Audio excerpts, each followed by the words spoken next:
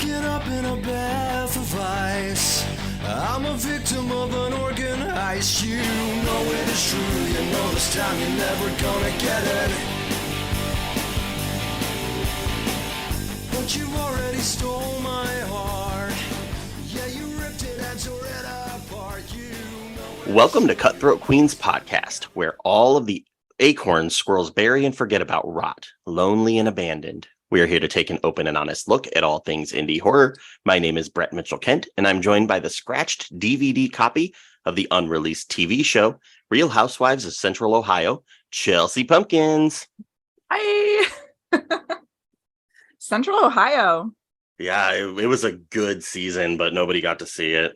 Well, if anybody wants to watch a Skippy version of it, hit me up.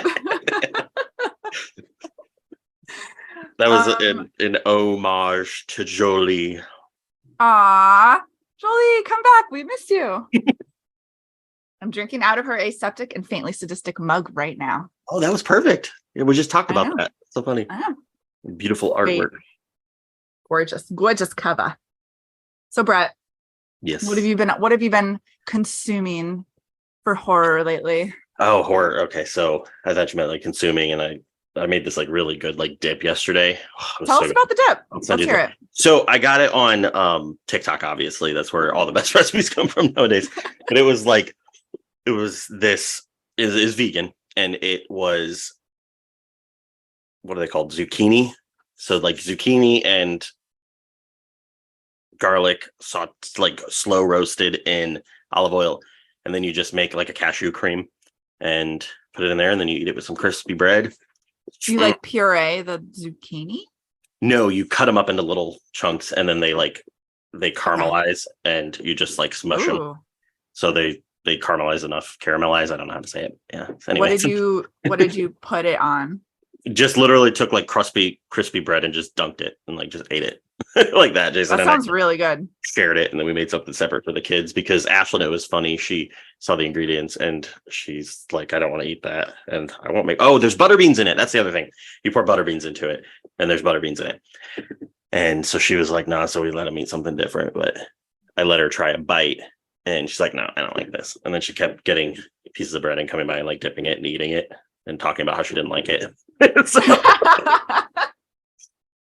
that's kids. Sounds great. An endorsement for the dev. We like it. But what have I been consuming? So I've been reading quite a bit of like self-published horror and obviously indie horror. But the one thing that I've been dying to talk about, and it's perfect because Elton is having, we should probably address the fact that Elton's not here. Elton right now is having his like some remodeling done in his house, so he couldn't join us, and we're cutting it very close. Today's the 29th, and this is supposed to post like 2 days from now. So we'll see. So but Elton did join us for the interview on the panel, so you will be here.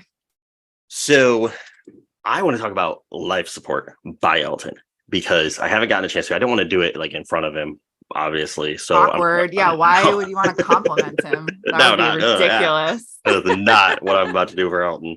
But so Elton, when you're editing, just skip all this. I don't want you to hear any compliments. But it is his debut novel, and it is fucked, for lack of a better word. I actually shared it with a friend, and they got like partially into it. And they texted me and they're like, why? Like, what did you have me read? This is grotesque. And I'm like, yeah, keep going. And the reason that like I told her to keep going isn't because it stays grotesque, but because it evolves into something that you don't expect. So it starts out as a life support group of people that all have like weird illnesses. And I shouldn't say weird, but I think like they're just uncommon things. Like one of them has the Alice in Wonderland syndrome. One of them thinks he's dead. One of them has pica, like severe pica, where he'll eat anything, which is one of the scenes. And I'm like facially cringing. And you cannot see me. They all are in this life support group, and they start dying one by one. And as it evolves, it starts out as just kind of like a grotesque slasher mind fuck, and then it really changes course into this very surreal psychological thriller and it was absolutely amazing. And I'm not saying this because Elton is a friend of mine. I will be honest with my friends if I'm not like a huge fan of their work. I was a huge fan of this one. Even knowing what it was about, I didn't expect it. It was so well plotted that I had to like take a step back and go like, what the hell just happened at a couple of points, because they were poignant, they made sense, and in the end there's a real message to be delivered, and I don't want to ruin it, but I'm telling everybody, go get it. It's on Godless and it's on Amazon, and he actually did the cover for it himself. Yeah, he's that guy's just everything. Triple threat. He's everything. Yes. And since we didn't mention it yet in the episode, I'm assuming Elton also sings the music for our intro. So, oh yeah, did you guys know? In case you haven't heard. it was just so good. I just loved it. It came out through D&T Publishing. And there's a cute little illustration in there done by some guy named Brett Mitchell-Kent. Oh my god.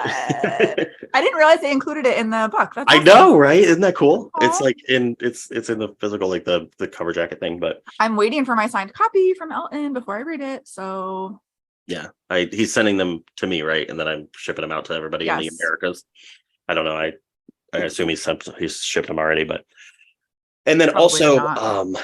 A self-published book that I read that I was very, very pleasantly surprised by, and it actually didn't just come out. It's called Risen. It was a very pleasantly surprising self-published book by an author named Tanya Ransom, and it didn't release recently. I think it released actually in like 2020, which was kind of an year to be releasing things because people were trying to conserve their money. They were worried about the state of the economy and all of that. But I was also doing way more reading in 2020 because I was too. Yeah, was stuck at home. Yeah. But I also was like playing Animal Crossing like crazy. So we just Me played too. Animal Crossing. And I still play Animal Crossing. It's right here. I log into it every day. We had to tangent. My husband had to uninstall Animal Crossing so he could fit Zelda, and so now I don't have Animal Crossing until he's done with that, but I haven't played in a while, so it's okay. But you better back that up because those are grounds for the D word. Drop kick. It's backed up. So. It's backed up. Although it would be like a little bit freeing to start over. I would never want to. I am so attached. I know. I would never village. do it on my own, but like if it happened. Did I even show you that I 3D printed all of the characters for my village? What? I'm so creepy. I have all these 3D printed. No, I'm so mad. Why? I need you to print me my villagers. I will if you send them to me. So like these are. I need to. Wait. Okay. Who is your favorite villager and who's your least favorite one on your own island? On my own island, my favorite is Phil. So like Phil is my favorite villager. Point blank. He's a quail. But he's just, to be honest, he's my best friend in regular life too. And then my least favorite villager in my town is this monkey guy, and I actually don't even remember his name. I've been trying to get him gone. Flip, maybe. He's a monkey. I didn't even print him. He's not here for a long haul. So he's not here for a long time. So you ever go around and you hit them with your net? I only flip. I would never hit the rest of them because I really like most of the rest of them, but flip is just, we just don't drive well. I guess I don't know. Listen, I get it. I had this like horrendous hippo. I have a hippo that I love right now though. What's her name? Biddy. Okay, it wasn't that one. Maybe her name was like Fiona. No, I don't know. I don't remember her name. I didn't like her at all. I also have Kit, which is a kangaroo, and they're like, the kangaroos are kind of rare, I think, but she's so fucking boring. And I'm like, but at this point, she's been there so long. So I'm like, well, now I need to like get your picture. I have all of their before I pictures. kick you out. Fun story about Kit. I wonder if Elton's going to keep this. You better fucking keep this. This is important. Keep it in. This is great. We're going to so fun story about Kit. All the Animal Crossing people. I've been playing Animal Crossing since I was a kid, like young. I started with GameCube, and then in Wild World, which is the Nintendo DS version, it was so much harder to find villagers and get villagers. It was harder to get them out. It was harder to get them in. You didn't get any warning when they moved out. They just did it. So they like you had to catch them with their boxes packed and they would go. I wanted Kit more than anything in my village, and I never ended up getting her because there were only a few kangaroos at that point. I think there was Kit and Matilda, and I didn't like Matilda. I wanted Kit so badly, never got her. I still visit that town every once in a while. It's like 20 something years old. It's so old. Oh my God. But do you want her? I'll kick her out and you can take her. Oh, well, we'll talk about it. Yeah. We'll circle back. I made her run a daycare on my island. Yeah. For all the children that show up, that doesn't happen. I think my favorites are, I love Henry the Frog. He's on my island. And I also like Ike the Bear. He's very gruff, but he's fun. Yeah. And I made him start. This is so stupid. He calls me Peanut, which is what my dad calls me. So whenever I visit him, he's like, "Hey, Peanut," and I'm like, "Aw." We're just working through, some trauma in Animal Crossing. Sorry. So yeah. Anyway, how did we get here? I know, no bad things. Oh, we were talking about what we did in 2020. Yeah, sorry. And Tanya Ransom was publishing books, so good for her. He wasn't apparently playing Animal Crossing, but Tanya Ransom book Risen. I love zombies overall. As a genre, I'll never get tired of it. I adore zombies. This one is a wholly unique take on zombies. Tanya Ransom, she took the whole, voodoo aspect of the South and wrapped it into the zombie lore that already exists. But in it, she also answers a question, at least in her world building, are they conscious within the zombie? Is there a person within? Ooh. And unfortunately, everybody wants to know. in hers, it's main plot point that and we're in the mind with that character. She has a very intelligent writing style, which is something that we all know that I talk about it all the time. It's my favorite thing, and I don't know what I consider intelligent writing. It's just what it is when I see it. I love it. It was a great book. I recommend it. So check out Tanya Ransom, Risen. I think it's called something. It's got more than just Risen. It's Risen horror novella, I think is how it's in there. But we'll pop a link to it. So I apologize for novella. Horror thriller novella, and it's really, really good. So it sounds so good. Read it, love it, review it, and then rate, review, and subscribe. So after our horrendous tangent that was perfect, so Elton, don't cut it, please. Elton, do not cut it. Don't cut it. We love Animal Crossing, and we need to find out who of our listeners also plays. Yes. So if you've made it this far through, tell us who your favorite villager is. Or your least favorite. Yeah. Talk shit about your least favorite villager. We're here for that. We're the cutthroat queens. Yeah, I'm going to find out the name of that stupid hippo that I had, and we can... I wonder if it was Hippo, the one that's Hippieaux, because he's a douche. No. Yeah, I'm just going to Google it. It was a girl. Oh, my least favorite was Leopold, a lion. I got him going though. Okay, so Chelsea, what have you been reading? So I actually was going to talk about a book that came out in 2020 as well, also self-published. It's one of my favorite books. And I never really get to bond with other people about it. Anyway, it's called Subcutanean, and it's written by Aaron A. Reed. But it's so unique because Aaron wrote, I don't want to do him a disservice here, but I'm going to describe it in my own words. He wrote this story with tons and tons of different options and directions, but it's not a choose your own adventure. But when you order a book from his website, he has this generator that mixes it all up. And you get your own unique seed number. So every copy is a little bit different.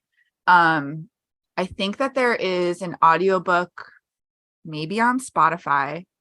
I should check that. We'll put it in the notes if it's there. And then you can also buy copies on Amazon. So every copy on Amazon is the same.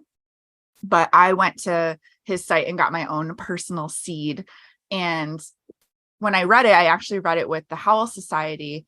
And everybody, we made a whole spreadsheet of different details that people had. And it really, like, the different versions, I think, really affected how people liked it. Some people didn't like it at all.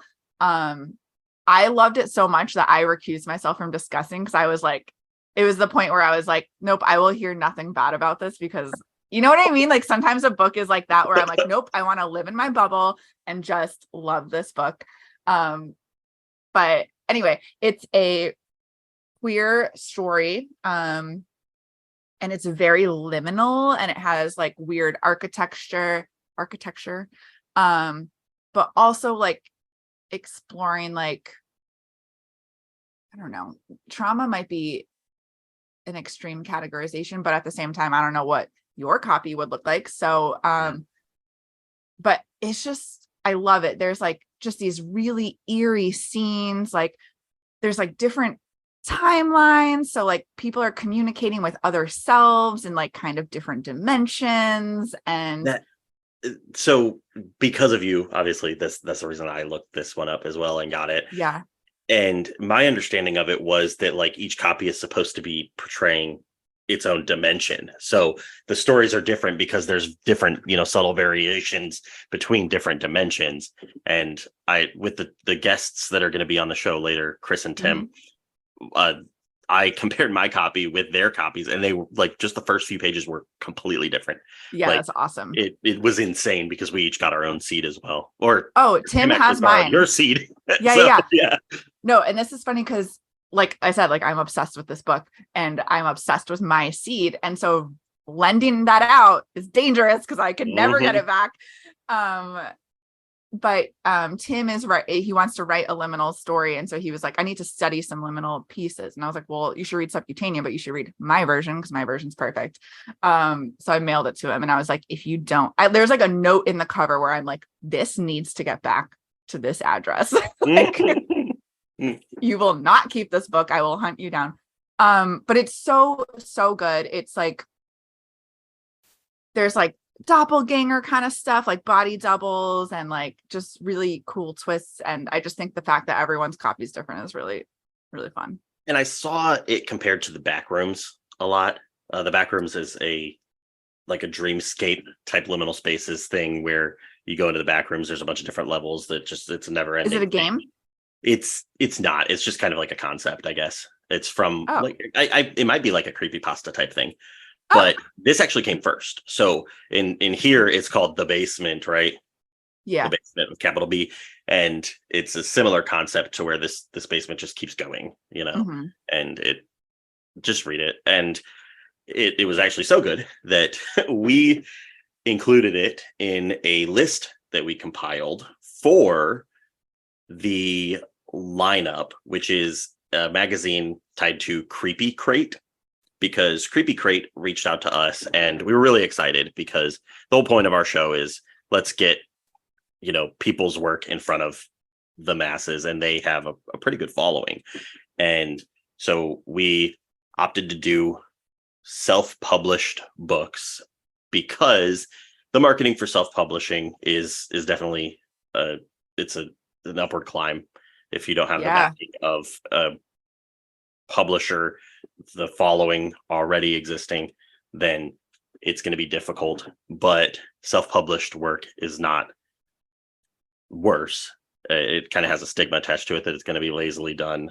So we compiled 12 horror books that are fantastic, self-published, and we gave those over, and we were able to write an article for that, and it includes both Subcutanean and Risen by Tanya Ransom, and 10 other ones. And just check it out, the lineup. We posted it on our socials, and we got to receive a copy of Creepy Crate. A copy, is that what it's called? a subscription, a box of Creepy Crate. It came with really neat things. So it came with a book. The book was titled, I have not read the book yet. When we got the email, Brett was like, dibs, I'm getting the box. And we're like, okay. So Brett got all the goodies. But then we made him do all the hard work of making the article. So it worked. It was so much fun. I would definitely do it again because we got to do all the research for the books. We got to read books that we and we deliberately didn't. It was just like novels or close to novels. Yes. So it was hard because there's a lot of anthologies and collections that we were like, oh, that one. And we're like, no, we got to focus. So if you didn't make the list, we still love you. Yeah.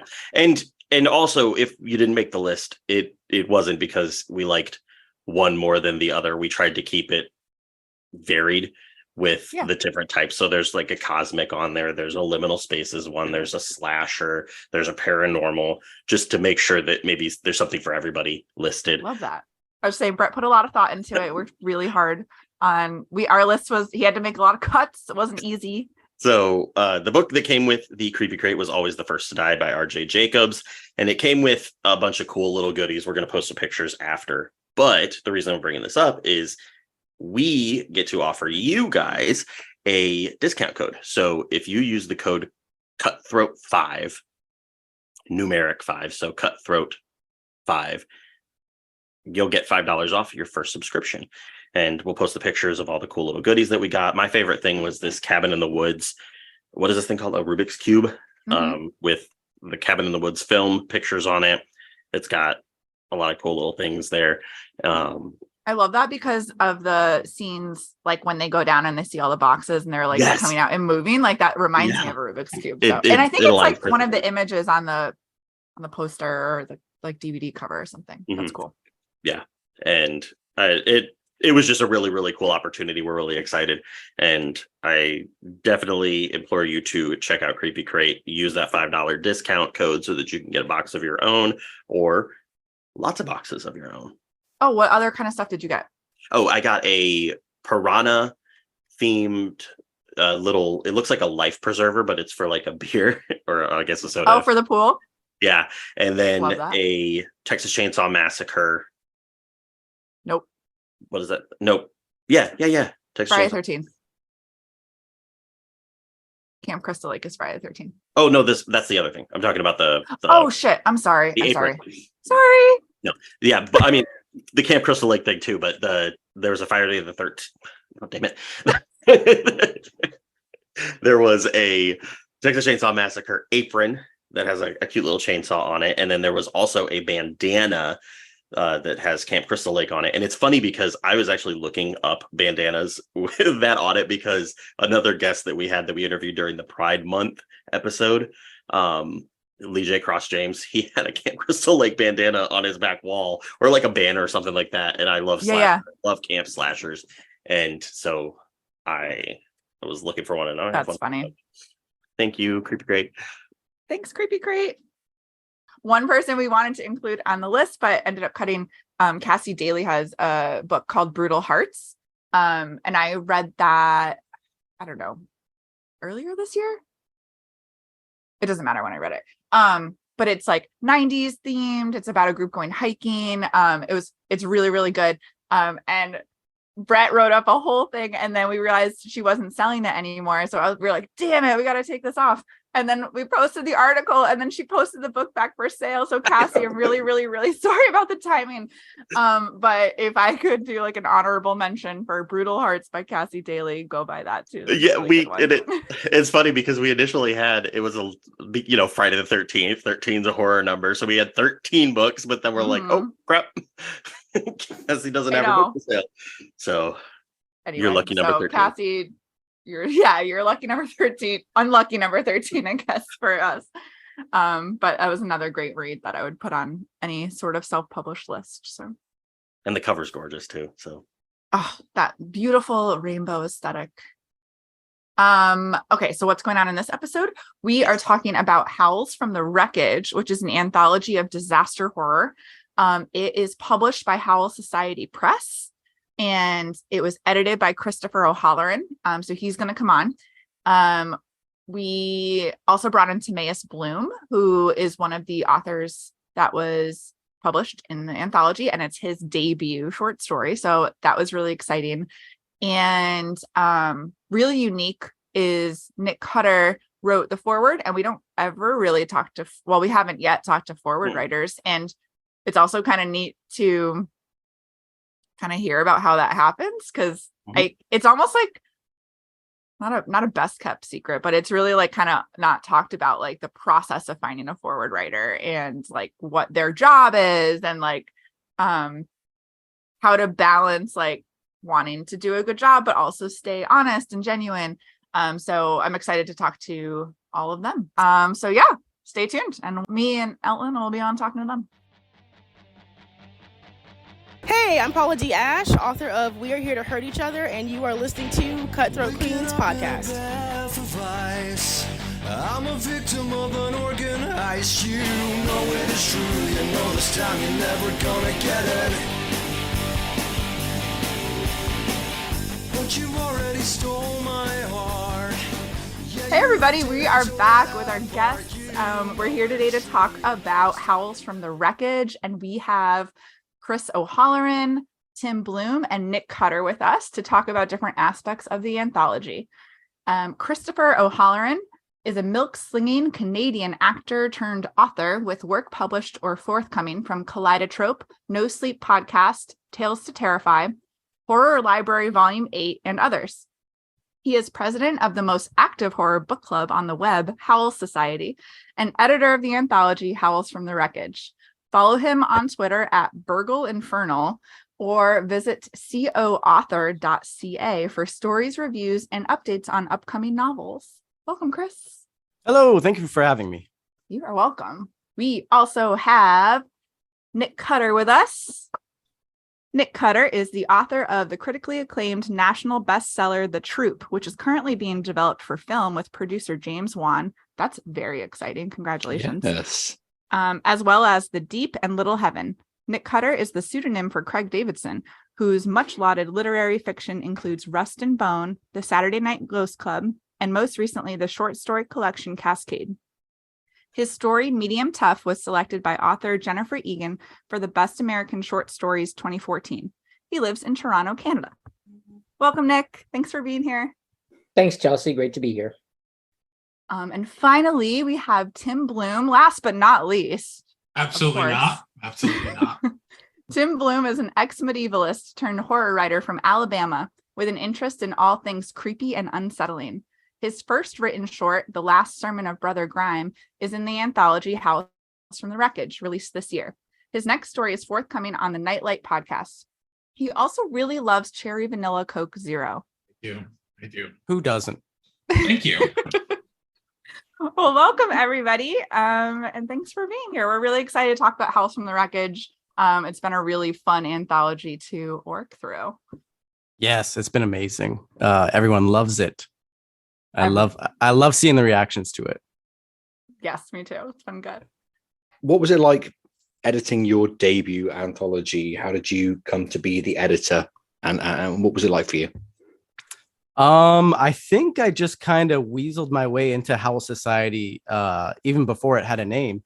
I just, I was what's the word? Chronically online. So I would always be talking to people in the Discord, and eventually people got to know me so much that they wanted me as an admin, and then I just kind of became part of the management for Howls Society. So then when it came time to pick an editor, I think everyone wanted to see where my tastes would take us. It's been an amazing ride. I tried to get a bunch of stories that were really fun, really emotional, and would hit you hard in the best places. I know Chelsea has been getting great reviews just for the sheer, emotionality of it, which is it warms my heart. It warms your heart before it breaks it. Yeah. Can you talk to us like super briefly about Howls Society and also the slush process for this anthology, which is a little bit different than normal? Yeah, Howls Society is a horror-based book club that started during the lockdown of 2020. It's an online book club. We usually do one book a week, and every year we put together an anthology, which kind of started. The first one was just, I think it was 14 stories, and we were just sick of always getting rejected, as every author does. And we decided to, throw something together.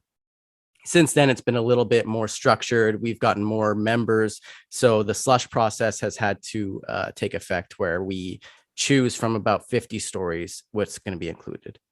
which is Nice. it's easier for an editor to have such a small slush pile, but at the same time, the quality is just tremendous because they're all passionate. They're all coming to Howl Society usually as readers, and they're not just, looking to get their name in lights. They're looking to spread the passion of horror literature. Speak for yourself, Chris. I joined for my name and I want my name in lights. She literally has it spelled out on LEDs. I want to be sold in Costco. I want to be sold in Walmart. I want to be sold wow. in airports. I mean, One if you day. want, I can bring this to Costco and like try to sell it outside. And I'm pretty sure if you do like a buy one, get one gun free in Walmart, you should be fine. They're in Not in Canada. Canada. They don't have Yeah. the same problems that we Oh, have. no, they Ellen. don't. That's That's why a the me and Canadians Tim are joke. lovely. Yeah. Go ahead, Ellen. Do You have the slush pile that all comes from readers from the Howl Society. Yes. We did have a few invites though. Yeah. We had Cassandra Yes. Kaw, we had Mike Adamson, we had LP Hernandez. We had a few that fell through, but that's always going to happen. That's always the case. Writers are notoriously busy, but we had a great group. See, the good thing about this is, like, I know a lot of the writers throughout the TOC, and I didn't actually realize that the invites were invites. I thought they were just members of Howls because we are such a good community that Yeah. we all kind of gel together, and it was Yeah. perfect. It was And really, these really good. the invites are all people who come in for a Q&A, or they have a connection with Howls in some way. So it's not just random people. We have that relationship already. Yeah. that's And a so really what- nice way of doing that.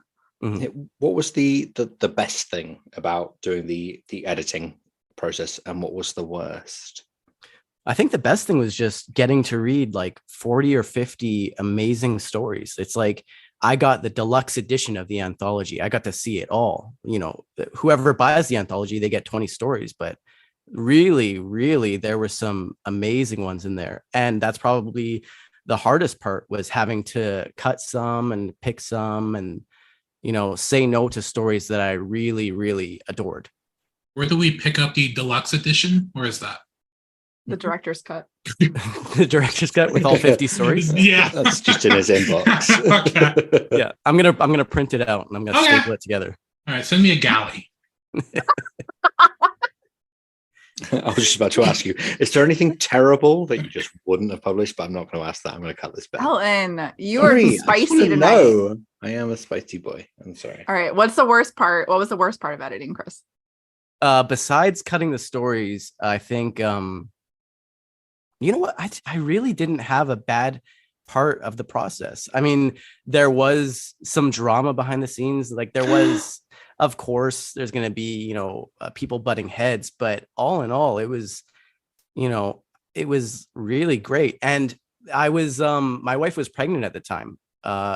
She gave birth to a baby boy on April 28th, and then June 15th, we released the book. So Wow. throughout the whole process of getting this thing published, it was easy to keep perspective. Art is important, but when you got a baby coming, it's like, okay, all this drama doesn't mean anything in the grand scheme of things. And at the end of the day, despite everything, we came out with 3 covers that are beautiful, and I'm a product that I'm super, super proud of. It is a really And gorgeous thus book. you should be. It's amazing. Thank you. And congratulations on the human baby as well as the book baby. Oh, yeah. Thank you. Yeah. He's great. I was about to say, we love human babies here. That's not something you say. Congratulations thing on to the say. human baby, Chris. No, the books are gorgeous. I've been really enjoying the internal illustrations. I typically enjoy reading Kindle versions of books. Mhm. I don't know. I don't want to say better, but it's just more convenient for me. I like It is. reading them in bed because they're backlit, and I just close it when I'm done, and I don't have to flip the pages. And Yep. listen to how spoiled and futuristic we all sound. I mean, you But were talking. It was just you. I didn't say anything. You all sound this way. I didn't say anything. I'm pulling you in with me, Tim. You're right under the bus. But I have been really enjoying flipping through the hardcover of this. The details in it are really unmatched. Like even the little paper clips and Yeah. Yeah. Oh, when I staple saw it, marks and stuff is really cool. yeah, Molly, she designed it, Molly Halstead, and it's just she's like a wizard. She's amazing. Mm. Yes. She's I've never seen absolutely anything amazing. like this in an anthology. No, I think the only thing I've seen that's got like a similar aesthetic is TJ Price's Disappearance of Tom Nero, Oh, where right. he Mm. purposefully meant to do sort of doodles and clips and stuff in the margins. But this is incredibly impressive. It Mm. must have been really difficult to format that, and it's such a testament to the book that it's so well done. Thank you. Shout out to M. Thank you. Halstead. Yes. What about the theme of disaster horror enticed you, Chris? I think it's an extension of what draws me to horror to begin with. Horror, I come to horror because it's like the highest stakes. It's, life or death. It's, endless torment or, saving someone you love. Like the stakes are never higher. So disaster horror kind of takes that to the next level. You watch movies like The Day After Tomorrow or anything like that, and it gets your blood pumping. So to mix that with horror was just like I was blown away by these stories. The creativity was insane. I was expecting it to be like full of shipwrecks and car crashes, but it was not. Yeah. There's a very huge range of subject matters, and it's very impressive. Is Oh, there yeah. a ship story in the book at all? Yeah. Sounded like you said shit story. No, there's none of Well, those. Oh, okay. I don't know if I remember a story that was on a ship. Detritus takes place on a ship. Oh, Yes. that's right. Yes. And there's a spaceship. Yeah, You Ryan count Marie that. Ketterer. That is true, Mm. but it doesn't take place on That's the true. spaceship. Wow, Tim, really, really coming for me. Oh my god, you just so finicky. So one unique thing about this episode is we don't often get to chat with an editor and their forward writer. I think in a lot of cases, editors never even meet their forward writers. It's like a really cool kind of pay it forward attitude in horror, at least from my experience. So we have Nick here with Chris. So I kind of wanted to ask Chris first. Why did you pick Nick, and how did that process go on your side? And then I'm going to ask Nick how it went on his side too, so you don't have to speak. I would say because like everyone else said no. That might be the truth. No. Just don't do that. Don't do that to me, dude. Nobody says no to Chris O'Halloran. There are myriad reasons, trust me. I was busy, Nick. I was busy. Nick, But I got unbusy. Listen, I'm a huge Tim Bloom fan, Thank you. but Nick, We'll leave it What? We'll come back Let to me- that later, Tim. yeah, put a pin in it. Nick is probably responsible for breaking me out of my Stephen King rut. I pretty much started my reading journey, I'll say, with Stephen King, with Cell. Actually, I saw it in the Safeway, grabbed it, and I fell in love, read all of his stuff. But after I wanted to branch out, and I was looking through all these lists on the internet of, who's in the horror atmosphere right now, and The Troop by Nick Cutter was always like right at the top of everyone's list. So I was like, okay, I got to read this.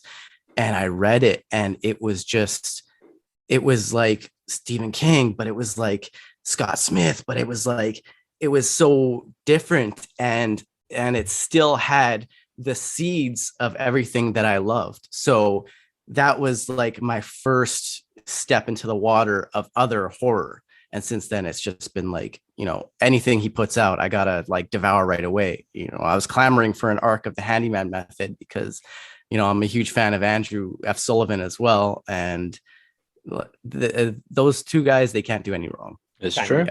And what was the process working back and forth with Nick like?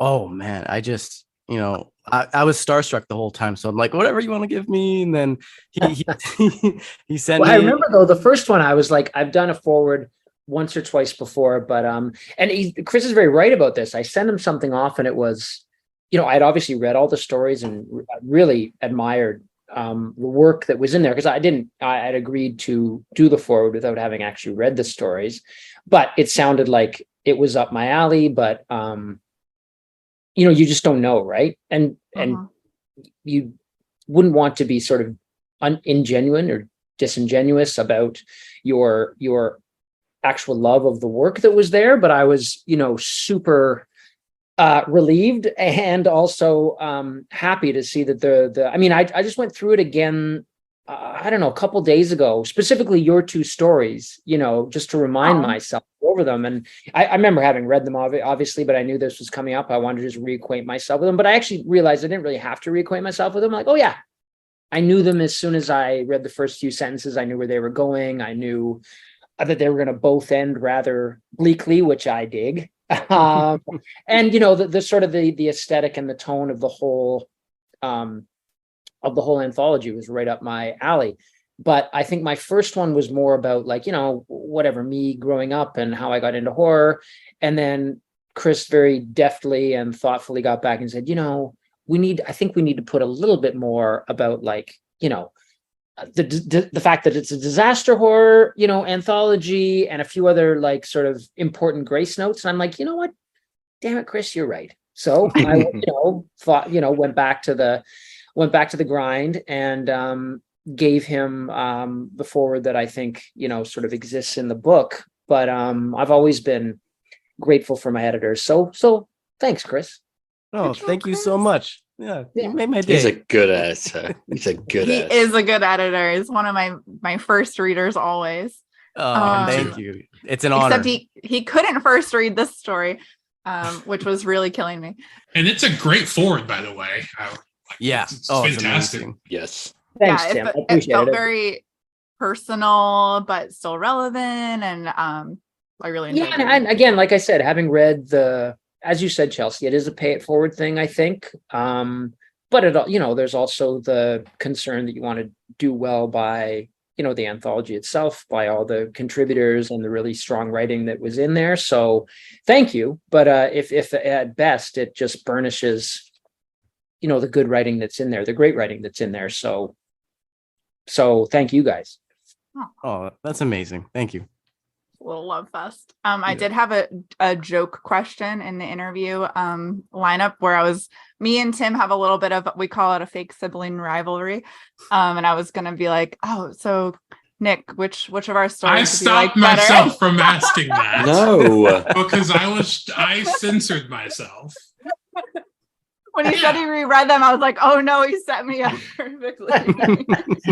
Don't have to answer it, but I mean, no. Well, yeah, I blink twice. Asking which of your kids you love better. You love them all equally, and you love them all the same. Very much. Tim's is better, right? We'll talk after. Nick. We'll talk after. Tim's is longer. Shut up, Chelsea. Tim has more words. But that's that's that is everything. Yes. Exactly. It's here, but I wouldn't.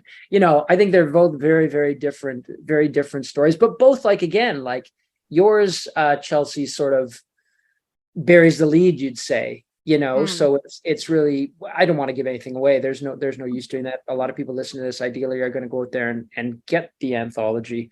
But both have that really bleak kind of end capper on it. And while Tim seemed to be building towards that, really thoughtfully and really kind of, I really like that sort of gross, grimy. Thank you. I dig that. Yours kind of was the classic, more of a gotcha, but in a really good way. And I like how when a really short story first gets you by the heart, and then weirdly gets you a bit more by the heart in a different kind of a way at the end. So yeah, and those are just two of what is a really, really strong collection. Yeah, there's some amazing. Thank you. Thank you. I feel bad now. I was like, I was joking, but let me just bait you into some compliments. That will cause. Thanks for playing. Down that primrose path. That will cause a lot of problems later. I'm gonna just snip that, put it on my website. Yeah, I'm gonna cut the entire thing out of the episode. I'm not gonna. I'm gonna go in and steal the raw. Her head is big enough. She cannot. You just cut it in a way that it's like I say, that is really bad. You know what I mean? Individual syllables. Say that. My head's in a different spot on the screen. I didn't do that. Chelsea Elton is would. dark. That'll be my birthday present from Ellen. So Chris already brought up some of your really memorable works like The Troop and The Deep. Obviously that was a reason you were thought of for the theme of disaster horror. What about that theme? Like we kind of asked Chris this, but what about the theme of disaster inspires you in your own work, Nick? Oh, that's a great question, Chelsea. I guess very simply, not to go on because there's so many interesting things we can chat about, but part of, I guess, how you quantify or to look at disaster, a lot of it is, to me, the real horror comes from the human disaster of people failing to get along, work together, working across purposes to each other, their true sort of natures revealing themselves in moments of crisis. Which is to say it's the essence of horror. It's not really. There are several different essences of horror, different ways that you can come at it. But when I heard disaster, I thought, well, yeah, again, there were so many different tacks that the authors in this anthology took to sort of get to the disaster that they were looking at, and even within even your guys' stories, or any of the other, some of the others, like the disaster, there's the outline disaster and then there's the more personal disaster. So I find those generally, and I find readers often, you know what I mean? From a movie's perspective, people like it when something blows up, or I do too. But what really sort of galvanizes readers is the more kind of personal, interpersonal disasters that characters go through while they're fighting their way through maybe a larger global or sort of societal disaster. Right. It was like incredibly subtle. A lot of the stories were really, really subtle with their disaster, but you could feel it. You could feel it like really emanating through. I remember reading Bridget Brave's story and just thinking to myself, this is terrifying. This is a really, really catastrophic end of world kind of feeling for you, but it's very personal as well. That's definitely something that I really, really searched for is, Bridget, like her story, for example, she's stuck in this cave, but, at the core of it, she's failing. Like she's failing this task that she set out to create.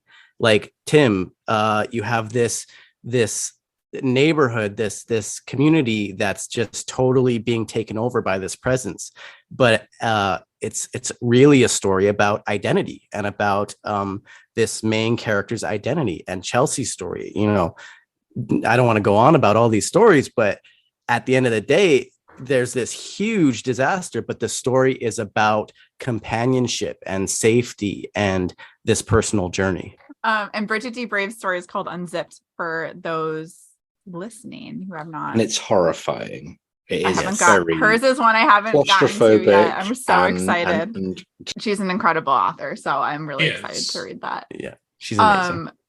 Chris, I guess on that, did you go into this envisioning such a huge range of responses to the theme? And was there anything that surprised you that you got? Yeah, I think I did expect it because I have a ton of faith in our writers. I beta read like a ton. So I already know a lot of the styles that are going to be coming at me. And even just looking at the previous anthology, Howls from the Dark Ages, it's a medieval anthology, but everyone brought way different stories to it. Different cultures, different time periods, different stories. So my hopes were high and everyone delivered. Was there anyone that surprised you? You're like, didn't see that one, didn't see that disaster coming in the slush file. Oh, yeah, actually, I know Carson and Caleb both did kaiju stories. Yes. And I was like, okay, this is different. And this is different. Not only are they different from the other stories, they're way different from each other. And not to harp on the human element of it, but Carson did this story about this kaiju attacking a city and devouring people and spitting them out. And again, it's a story about identity. It's a story about people. Caleb, he wrote a kaiju story that was like a father-son drama. It's just, I was super surprised, and I was super not surprised. That's fair. Knowing the people at work, that tracks. Right. Carson's story, I read an early draft of it. He ran it by me just like for beta reading and stuff. And I actually walked away thinking that his story had like a gentrification vibe to it.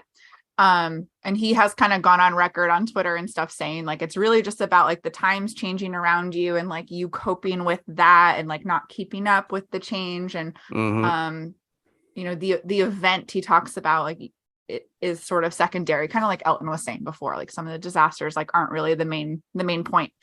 But regardless of my interpretation of Carson's story and whether it was correct versus on Carson's take, Tim's story, The Last Sermon of Brother Grime, also dealt with gentrification on a really weird, capital W weird format.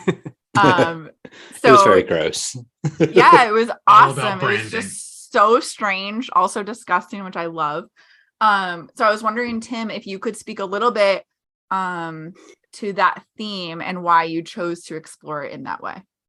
Yeah, sure. I've lived in neighborhoods like that before, that are, you know, older neighborhoods that, you know, people and families of all sorts have been living in for a very long time, that happen to be in like historic parts of the city, particularly in Birmingham, for instance. And then, you know, the city finds that, you know, they're interested in changing what these neighborhoods look like to, you know, bring more clientele, bring more business, make the city look like they expect it to look like, without really sort of considering the people who already live there.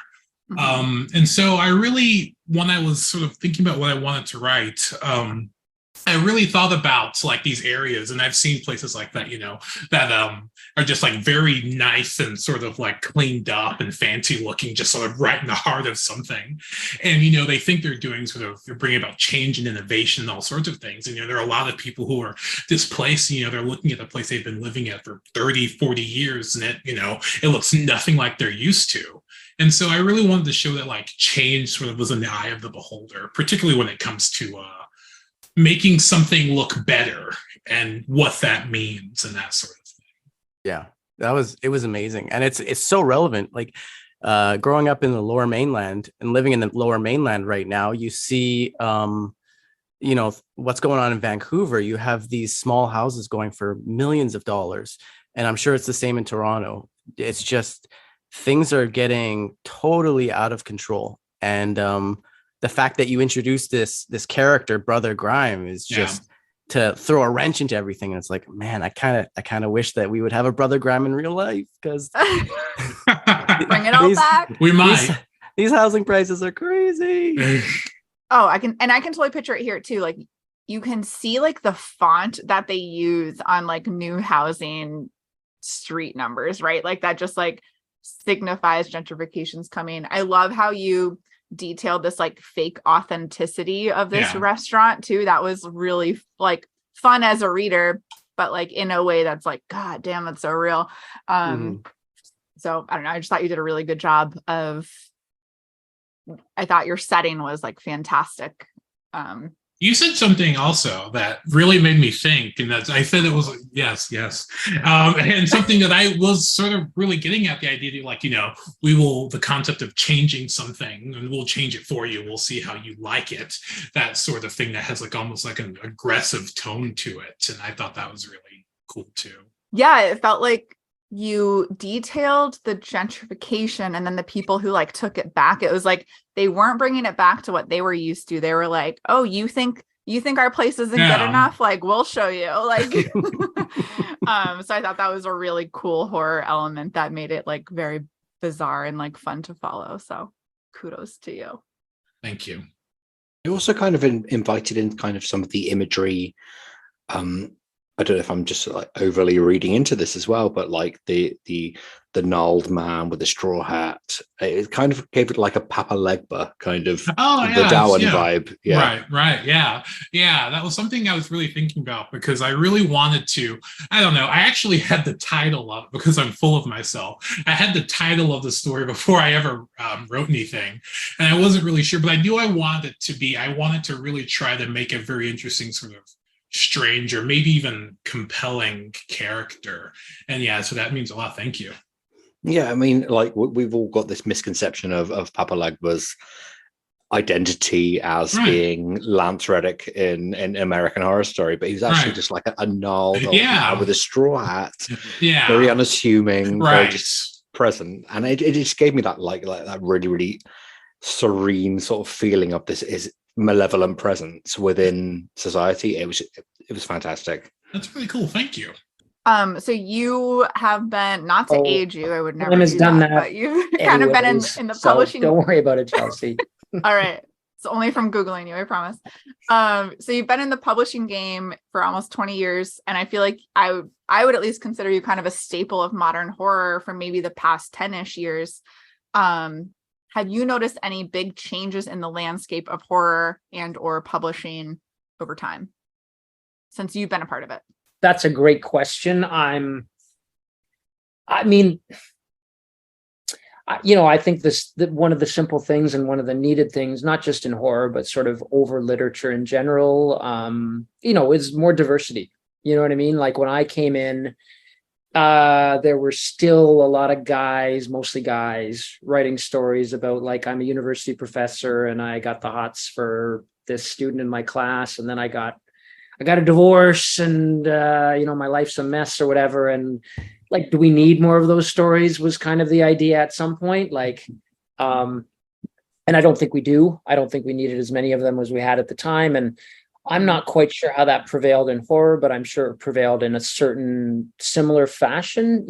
Obviously I grew up reading like Chris and potentially like you, King and Kuntz and McCammon, Anne Rice, so if those were R.L. sort of Stein.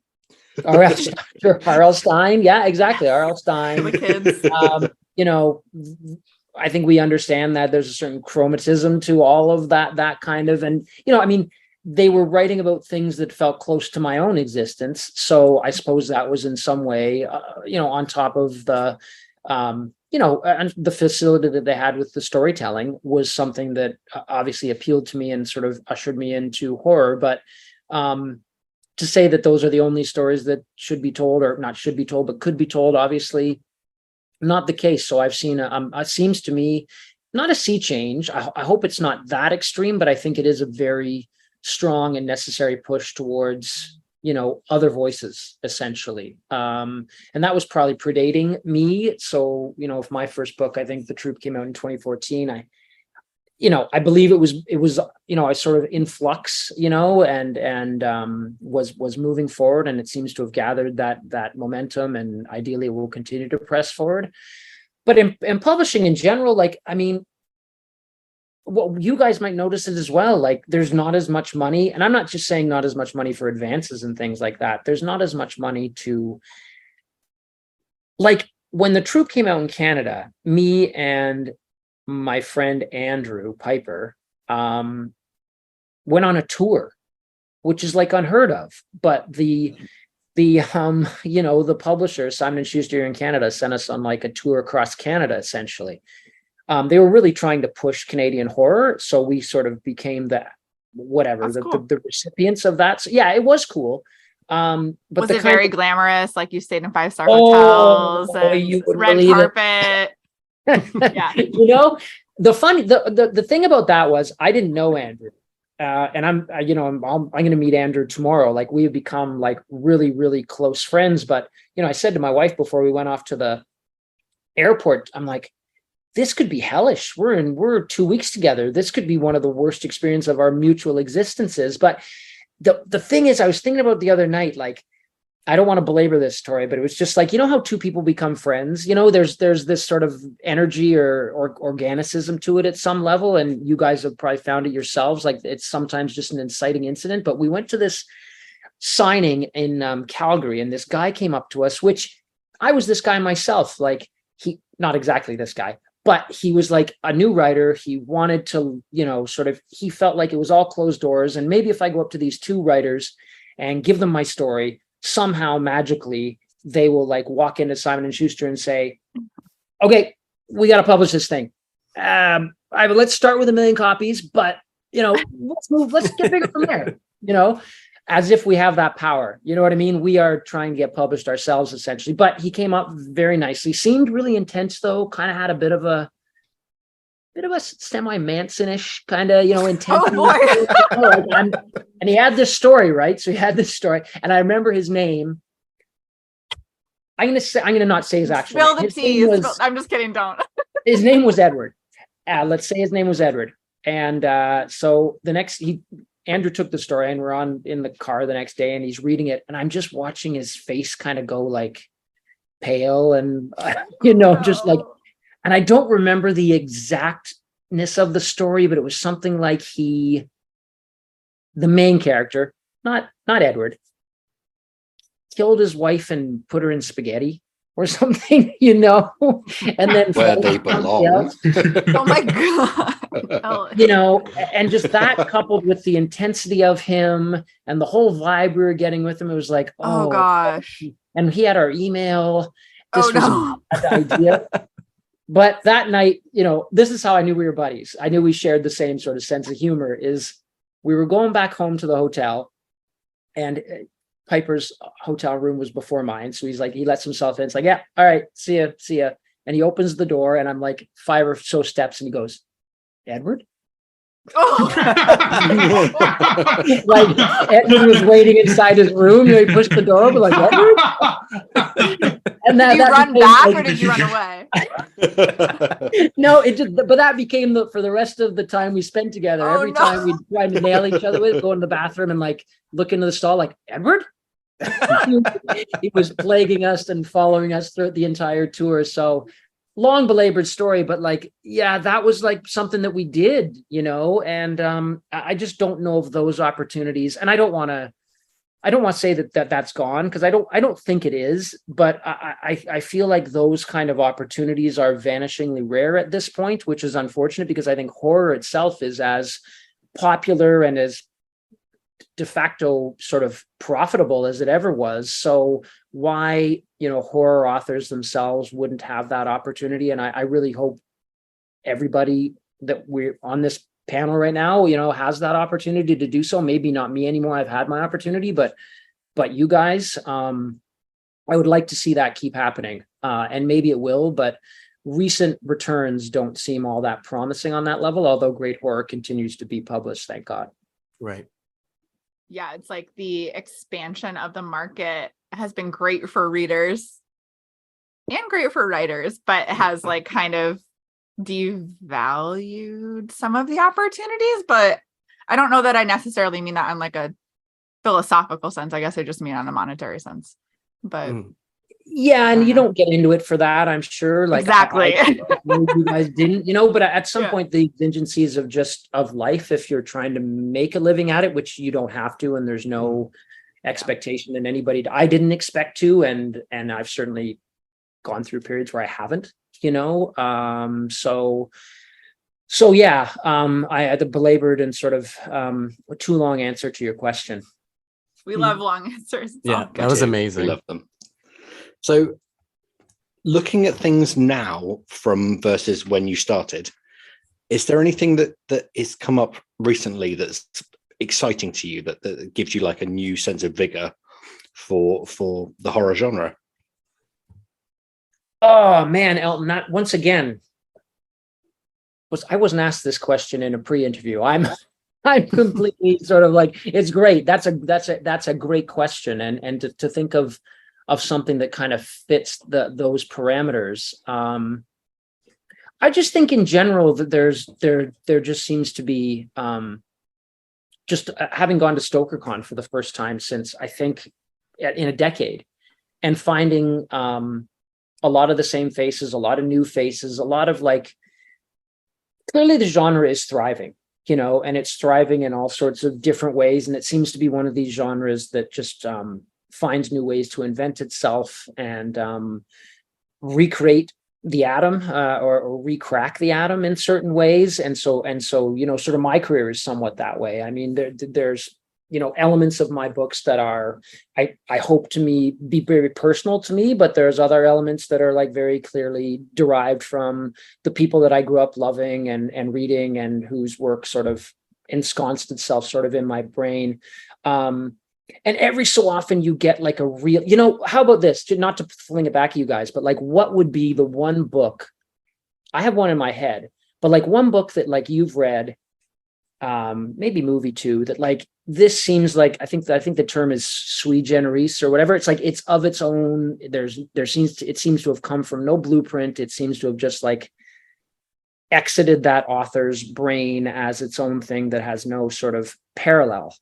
Yeah. Oh, you know who does that like every time is Stephen Graham Jones.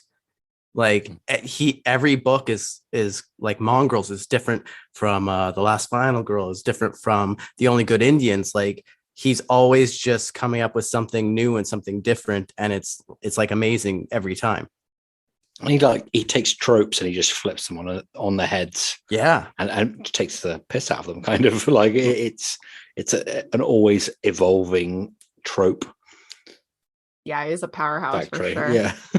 I actually felt that way about the Changeling too. Damn it, Tim! Damn it! I'm gonna have to get on Goodreads and find another fucking answer. Because it's actually, it really does seem different, and I feel like a lot of the times, you never really, when you have like a story like that, when it's about like, children and stuff and like parents, I feel as though a lot of the time the father being the sort of main character or figure who is actually doing that sort of exploring and soul searching, I feel as though I haven't come across that very often, just in general, but also sort of the way he handled it. And yeah, I really feel like the Changeling did that for me. It read like something I'd never read. Yeah, and that's by Victor LaValle for people who haven't read that. It's so good. Ooh, I got another one. One that we're actually reading right now in Howls Society is In the Dream House by Carmen Maria Machado. It's a memoir, but it's like it dips into different POVs, different like second person, first person, third person. It's amazing. You have chapters that are a few sentences. You have chapters that are really long, and it's all deeply personal, and it all just feels so fresh. And it's like, it's one of those books that I took out from the library, and halfway through I was like, I need a copy of this.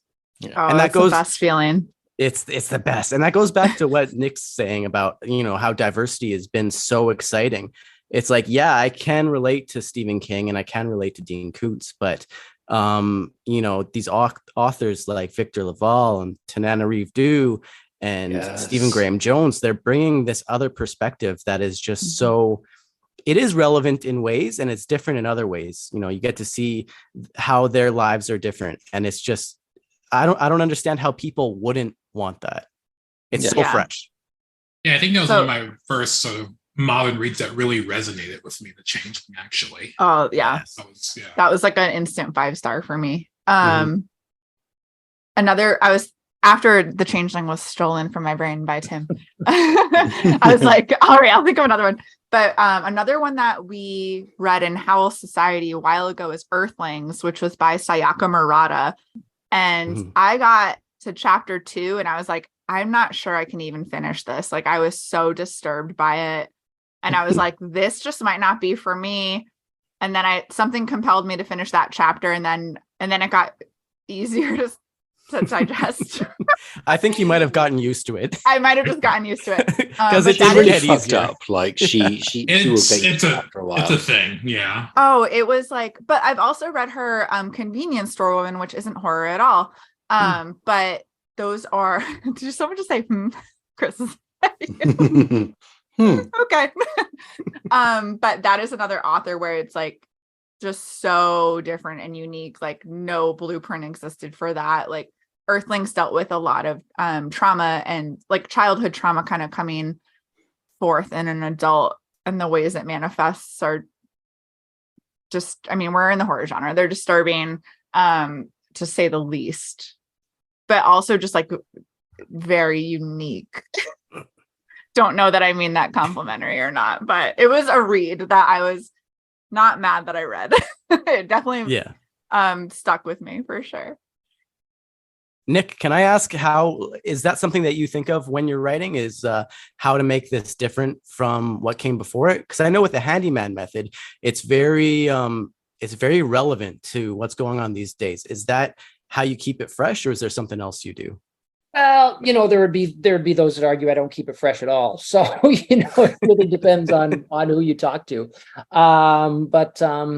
Yeah, I mean, that was as much Andrew Sullivan as me. A great deal of the sort of sociological stuff, I think, especially the stuff that you're sort of talking about. Well, some of it just came from our own lives. I think that's mainly, like, this is not any great sort of revelation, but some of the things that when I've written a book, I guess we all know it, like you write a story and maybe you have a sense of like, these are the things that are going to hit with a reader, and then it gets out there. And those are actually strangely not the things that necessarily resonate with readers at all. You're sort of blindsided by, oh, this is where your attention lay, or this is where you derived pathos from, and so I discovered over time that the things that ultimately seem to resonate with readers most of my work are things that are kind of called from my own life, really, what I mean?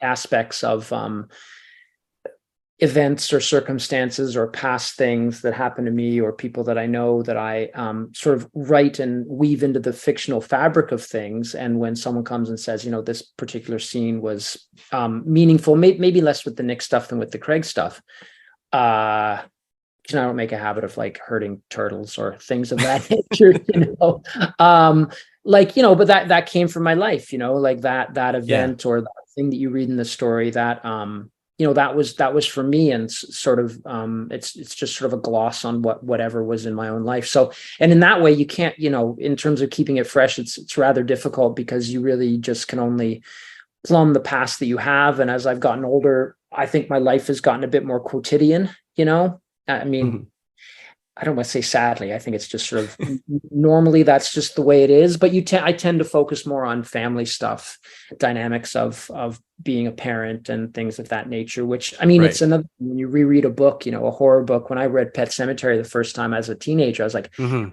idiot that guy is. Why is he doing that? Just leave the kid in the ground. Like, just leave him in the dead. Like, who cares? The truck got him. It's a bummer. But as a dad, you're like, yeah, of course you would go and 100%. Yeah, exactly. Of course you're going to do anything you can to try and assumedly, anyways, I guess it's just the way evolved is the wrong word. The way I've changed as a writer as I've gotten older is just sort of followed the path of my own life. And that does come through, sorry, Chelsea. It's Chris's themes. Podcast now. I'm just living in it. I'm fanboy. You're welcome. It's something that I noticed, like with the Troop and with the Deep and Little Heaven. It's always, the powerless feeling of something happening to your family. And, as a father, I feel that it's like you do now. You would do whatever it takes to take care of your family. And the greatest horror, I think, that resonates so much from your writing is that sometimes there's nothing you can do. Yeah, there's so many flavors to it, right? It's there's the Lovecraftian side of it where you feel as a human being, you feel powerless in general in the face of these kind of, and I got a sense in Tim, in your story, a little bit of like Lovecraftian, the big at the end, Thank you. I wanted to say something to you about that as well, but I don't want to cut you off. So I asked, I asked Chris, because I'd read Saturday Night Ghost Club and I really enjoyed it.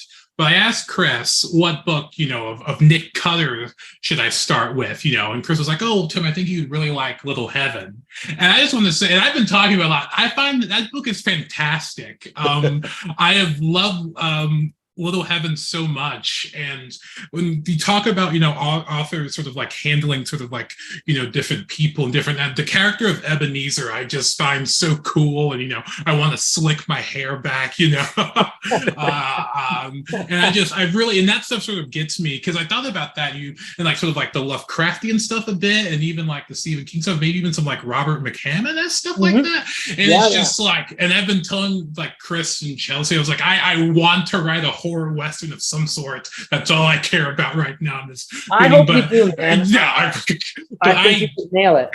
But I really, really, that story has been fantastic so far, and I wanted to finish it in time, and I've got like 4 chapters left. You didn't? But I mean, unless those 4 chapters really something happens, but only craters at the end. Stop reading now. Yeah, that end. Ending. Ignore really Chelsea telling you to stay on deadline. She never. Yeah, I fail every reading deadline I set, so it's fine. Like multiple POVs and sort of timelines. It just, and I've never really tackled something very sort of significantly long, but I have really, really enjoyed it. I'm glad, I'm glad I was, grew up, watching and reading Westerns, and I wanted to try one, and I hope you do too. I was told to kind of, I wanted to do it like an 1800s one. Yeah. And others were like, oh no. I don't know. There's a weird, I don't want to say this, because you're like, you want to write a Western, and you just should write a Western. You should write whatever the fuck kind of Western you want to write. But it was, I was into it, writing it, and it was like kind of Stagecoach type of thing. And they're like, oh, could we update it and make it like, 1970s? I said, I could, and I will. I don't want to, but, it's under contract, and you've asked me to do so. So it's interesting, sort of. I'd love to talk to certain authors, because when I was writing stories and stuff and submitting them, and you write whatever the hell you wanted. You know what I mean? You were not asked to do anything. You might get rejected. Okay, sure. That's certainly a risk that all of us run. But you weren't being told specifically to do anything because the market is shifting, or it's kind of a little iffy under your feet, and you should really sort of, and those sort of things are as you go on, as Chelsea reminded me, I've been doing this for 2 decades. I'm a wizened old fossil in this game. She said, actually, you've been in the game near 2 decades. Damn near 20 years. But yeah, I don't like thinking about those things. I don't like having to think about those things, but it has happened over time that I have had to start thinking about those things, and I wish I didn't. And potentially, if I was Stephen King or Clive Barker or that level, you wouldn't have to. And maybe it's not even that. Maybe it's not even a level thing. Maybe, if I'm being completely honest with myself, I from time to time lack a level of confidence that I think those writers might have, and so I allow myself to sort of be pushed in directions that I'm not always sure are germane and best to my own interests, creatively. But I have a mortgage, and I have the exigencies of life, and we have 2 children, and there's certain things where my dad and my mom got up and just went and did their jobs, and I sort of sometimes look at it that way, which is not the way I looked at it when I was younger, but I do now sometimes. Yeah, it's better than working at a bring a big plant, downer right? on things. I just want to say I loved it, and I know you have. Sorry, but like, so is there like? There's like a Lovecraftian influence there, right? Would you say? Sure. Obviously, yeah. So yeah, sure. And I'm sort of really into sort of the cosmic thing and stuff, and I just wanted to let you know I really liked it. And Chris, like I said, who knows your bibliography up and down, was like, Tim, you will love this, and it. So. Yeah. Well, I sensed the kindred Chris was like, Chelsea, you loved the ruins, like you need to pick up the troop. So yes, and I've been very happy with it. I love that book. I was nervous because I heard about the animal issues. Everybody does. Having been a perpetrator myself, I was like, I guess exactly. Yeah, we all know about Pico. Yeah. Everybody pour one out as cancelled as you have been uplifted on TikTok. So. Before you go, Nick, do you want to tell us what your upcoming next project is and where people can find your work? You're pretty Googleable, but just want to give you the moment. Yeah. It's the Handyman Method. My friend Andrew Sully, and I wrote it, and I think it comes out in a couple of weeks. So that's it. And there's some more in the future. Not sure when exactly. I guess that's going to be up to the publishing gods. But yeah, thank you all, Chelsea, Elton, Tim, Chris, for having me. I really enjoyed this. It was great meeting you guys at StokerCon. Not all of you, but you two. And thank you. Yes, thank you. Yeah, the dynamic duo. Right, exactly. Come back anytime, Nick. Especially if you want to just like wax poetic about writing See the sights, your heart. hang out. Just see the sights. Just co-host. Thank you so much for being here. Thank you. And yes, Brett is very, very upset that he's not got to be here and meet you. We were supposed to name drop Brett to you. Yeah. Brett. Okay, that's right. Yeah, well, I mean, yeah, I'll have to come back and have a chance to chat with Brett as well. So whenever you guys need an old dog to sit on the porch and howl and gnash his teeth, you just call me. Excellent. Thank you. Yeah, Brett is the prettiest cutthroat queen, so you'll have to meet him. And he's the most charming as well. He really is. It was lovely to meet you, Elton, and Chris. It was really good working with you. I really appreciate you giving me this opportunity, man. It's been my honor. Thank you so much. And Chris, I know you're tight on time too, so same question to you. Like, what's next for you, and where can people find your work? What is next? What's actually today? As we're recording, July 25th.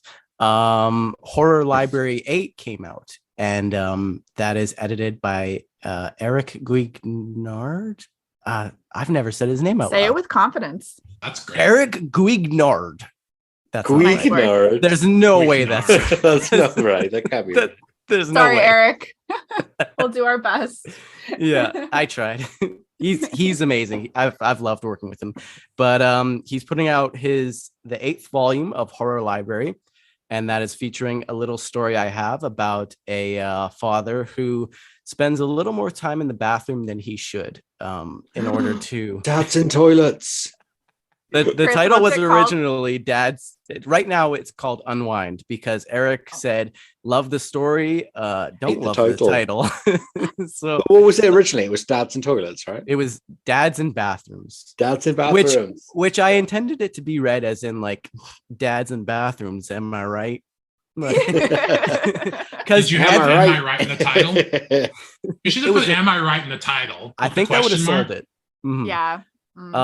It's super relevant, I think. I hope, because I know a lot of people who say their spouses are going to the bathroom for 10-15 minutes at a time, and it's like, what are you doing in there? And this kind of explores what they're doing in there. I love and it. it's got other friends like Ai Zhang, and I know Steve Raznik Tem is in there, Bentley Little.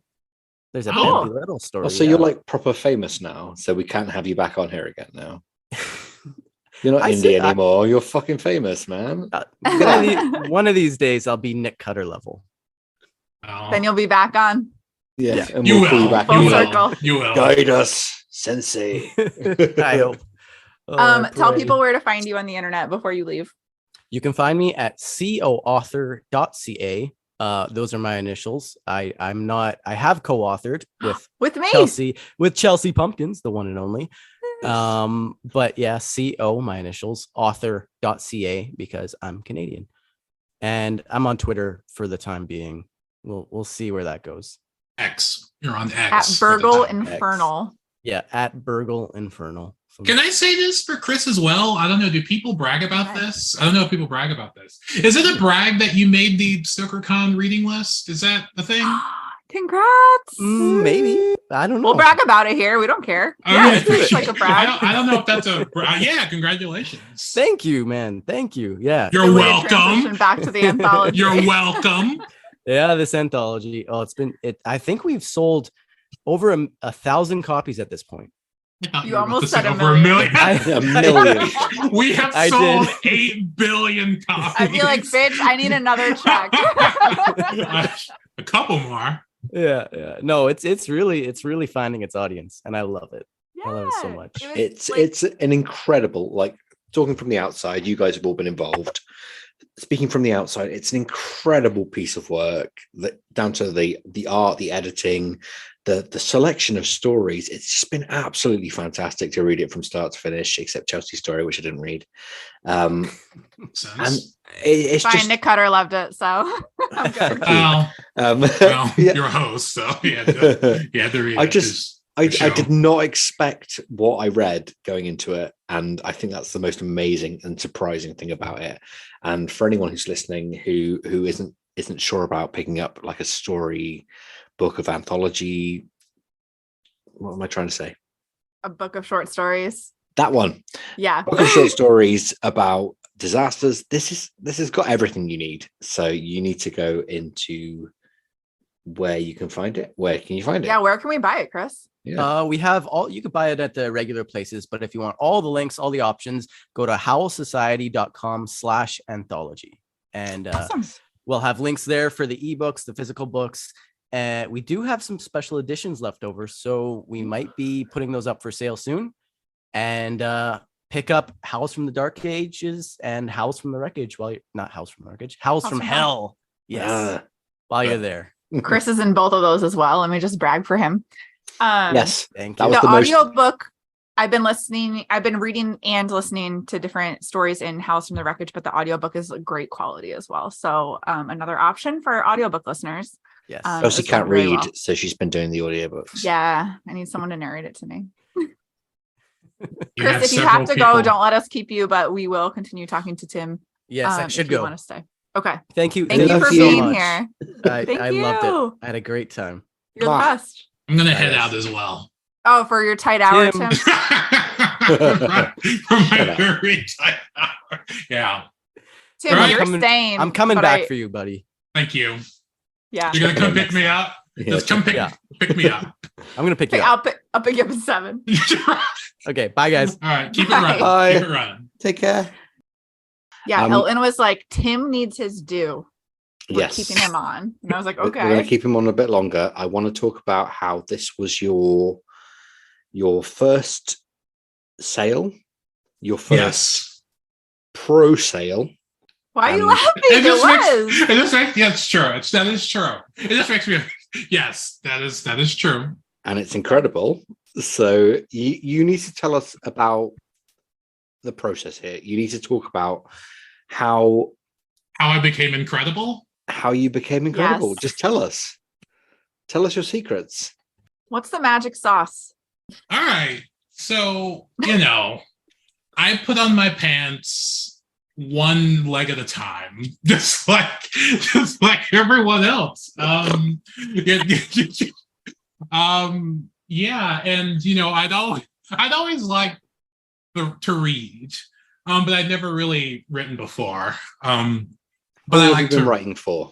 I guess This is like basically his first. I've read one A story year. before this, but you don't like to count A year. that. So I don't count. Yeah, so a year, because the workshop would be happening now, right? Last year's workshop would be happening now, so a year. Yeah, a year. And I was just, I don't know. I was very uncomfortable about deciding to write something, but I joined Howls just because I was getting into horror and reading horror, and I liked it. And they were like, "Hey, there's this. We have this anthology we do, and there's a workshop every year." Did not do the workshop. And no, tell us about that though. So what was the alternative to the workshop? the alternative to the workshop was a mentorship program where a more experienced writer links you up with someone who is less experienced or someone who thinks they need a mentor or whatever. Someone, just to sort of look over you and look over your work, that more personal connection and going back and forth. Who was your guy? Who was your mentor? Carson Winter was my mentor. And it worked out quite well because we had. Why is this story not like a proper Ligotian kind of story? Thank you. Well, thank you. That's interesting. We were just talking about that. Thank you, because I do like Ligotti a lot actually, but that way of writing things that's sort of like academically tinged from like sort of like a particular generally sort of white male perspective, sort of looking into the unknown and sort of dealing with things. Lovecraft is guilty of that. A lot of people, that's a lot of what people see as sort of like weird fiction. Very sort of similar samey characters who are sort of like, having their eyes wide open to sort of things that we shouldn't see and knowing that life is meaningless and all that stuff. And which I do like, but none of that obviously resonates with me. And none of those characters are anything like me. And so, I talk, like the Battle of Black Tom, something like that, I think is sort of incredible. The sort of dealing with again by Victor Laval. Dealing with these themes and sort of like a more sort of street level, just in a way that resonates with me, because these things are sort of cool, but I don't see myself in them. You've had this new experience, this publication, first publication, Sure. first pro rate. What do you think is next for you? What do you want to happen for you now? Firstly, I will say that until when people were talking about, first publication, first pro rate, I had no idea what any of that means. I don't know, 5 cents a word, 3. I never knew. But what's next for me? I guess in a sense, I'm still trying to figure my own sort of voice out. I've written other stories, and I'm sort of like delving into that and sort of writing shorts, and I'd like to sort of start writing longer pieces. I have a work that's coming out in Nightlight sometime this year, which is a really cool podcast. So it'll be cool, to hear that. But as far as what story got picked up by Nightlight? It's Flash, actually, I think. It's been a while. But it's a story called Ma Bess, which is, I guess, also a bit sort of cosmic in tone. But it's about sort of a guy reflecting on his an older family member, like a sort of a grandmother or an aunt or something like that. As she passes away, he's sort of like reflecting on not really knowing this woman and sort of discovering who she is. That sounds really beautiful. I haven't read it yet. It's not. I'll just wait at this point. I don't know if it's beautiful, but oh my god! If you need a mentor, then Michelle Tang. She loves writing. She loves grandmas. She loves grandmas. Yeah. I don't know if she'll love this one, but yeah, I think Michelle is a great writer. I've never read something by Michelle and didn't think it was. Also, great, awesome. Little side note, but Michelle Tang also has a story in Howls from the Wreckage called Systemic Infection. It is good. Fantastic. Everything she writes is golden. Like Michelle is fantastic. We love her. We are her super fans. Yes, I am a fan. She does not like cosmic horror, and there's more to that. And I like, things outside of cosmic horror, but I know specifically she's not a huge fan. So, She's probably like me. She just doesn't get it.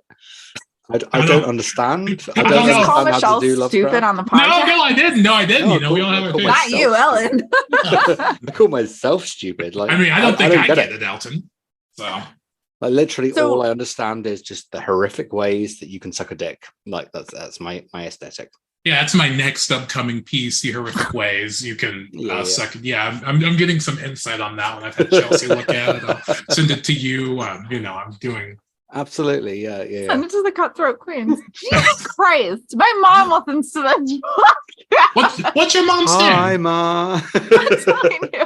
No, just her first name. No, I'm just gonna say. I'm not gonna say something weird. Hi, Chelsea's mom. Will. No, I won't. Hi, Chelsea's mom. This is all gonna go. Funny. She'll be talking. She loves Elton's work.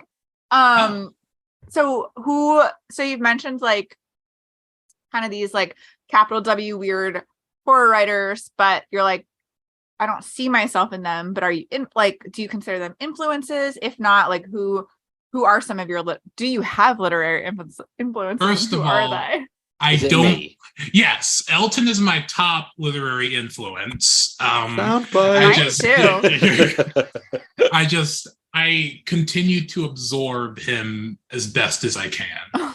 But when Elton is too busy to let me sort of through osmosis get some of him. There, but yeah, of course. Yeah, I like, Brian Evanson's work. I find very good. Paula D. Ash's newest book. Elton loves her. I'm obsessed with Paula D. Ash. Yeah, her book was just sort of really great, fantastic, just sort of brutal. I loved it. Shirley Jackson winner as well. That's true. Yes. Yeah. Congratulations, Paula. Congratulations, Yes, Paula. congratulations. I love Zen Rockland's work whenever they put something together. Oh my God, yes. I just read The Night Sun by them recently, and it was fantastic. Is that a short or? It's like I think it's a longer short story. Like it was published on Tor.com, Torfire. Oh, I'm gonna have to find that. It's really good. I read Zen's work. And let's see, a bunch of different stuff. Robert McCammon, I love a lot. As Nick had mentioned, who is from Alabama, actually, which means nothing to me, but I do, he's a great writer, but I don't think we have like an Alabama connection, but I love You might. Yeah. It's my dad. You're breathing the same, maybe you're drinking the same water. That's so true. That's true. That's true. He spat in my mouth once. It was cool. Oh. Clive Barker. Ellen in the bed. Yes, Nicole Cushing, whose work I also am a big admirer of. I love Nicole Cushing's work. I had the chance to meet her at Stoker, and it was great. It was exciting. She was very nice. Thomas Ligotti, I also do. No, you don't. Stop lying. I am a big fan of Thomas Ligotti. You don't like him. Stop it. Nobody does except Carson. Carson is the only person that likes Ligotti. This is what happens when Carson mentors people. I do. I do like Lovecraft. Enough said there, but I do find his work sort of rather interesting and fun, though I don't know if I find it exactly compelling. But yeah, just a lot of people. And then really reading around our community as well. I haven't had the chance to read Elton's work, but I would love to. You would like it. I would, I feel. I've been told that before. Chris has told me that. But I'm obviously influenced by, a lot of the people who, hang out with us and who are sort of writing sort of in these stories. I think Carson's a good writer. Chris is a good writer. Chelsea. This is an amazing writer. Why are you saying that like a question? No. These are great. But yeah, just a bunch of different influences. Laird Barron, John Langan. Generally speaking. All right. Thank you for sharing your influences, Tim. You're welcome. So you said you haven't been writing for all that long. No. What other themes or genres have you been playing with in your shorts? Just sort of things that I've liked. I've dealt some dark fantasy, or just sort of general fantasy that's not. No, it's all a bit dark. But yeah, fantasy. I've tried a little bit of science fiction. All speculative, generally speaking, because that's the sort of stuff I like. But talking about themes, I usually try to have characters that sort of resonate with me, generally speaking. Street level stuff, like I said before, ordinary people. Wait, when you say street level, what do you mean? When I say human stuff. Yeah, human stuff. When I say street level stuff, I mean usually not sort of like a cloistered sort of academic professor or someone of sort of grave sort of significance or like an ivory tower-esque type thing. But normal everyday people and how these themes sort of come into, the sort of area and sort of milieu of just sort of like normal people. Why short stories? They might be my favorite form. I just really love them. Cool. It's also what I started with, so that's probably, and I find it sort of really hard to do sometimes, sort of like have a full sort of narrative and story in, however many words. But, to me, I think horror is sort of served best in the short form. And also because I'm probably afraid to write anything longer so far. So when I've written something longer... I think it's harder to write shorter stories in horror. You think so? To get that point and to get that feeling and that antagonism and that like claustrophobia in a short story is really difficult. Me and Brett have both lately have been like, Yeah. No, we're going to write longer stuff because it is easier to decant that horror through a longer medium. But short stories are an art, and every single time someone comes on here and I'm just like, it's hard. It just gets longer every time. It's like Drabbles, hard. Short stories, hard. Flash fiction, hard. I'm like, no. It's all hard until you get to write something a bit longer, and then you're like, I can breathe now. Timaeus, Yes. Bloom. Yes. Bloom. Tell us where we can find your work, like where we can find you on social media. Where are you, Tim? Yes. I'm here right at my computer right now, but you can find me on X, I guess, as long as I'm there, at of_Iker or Icor. People say it differently. But I am there for now. ICHOR. You can find me there, that's pretty much where I am, unless you see me walking down the street. So that's where you are on See, Threads? Are you on Blue Sky? No, I have not been given an invitation. Are you on Facebook? No. Only on X. X gonna give it to you. We gonna give it to you. It's gonna give it to you. And you can find me on Discord if you know. If you know where to go. Mm-hmm. All right, Elton, play us out. Okay, thank you very much for listening. We were the Cutthroat Queens, and you are welcome. Waking up in a bath of ice. I'm a victim of an organ heist. You know it is true. You know this time you're never gonna get it. But you already stole my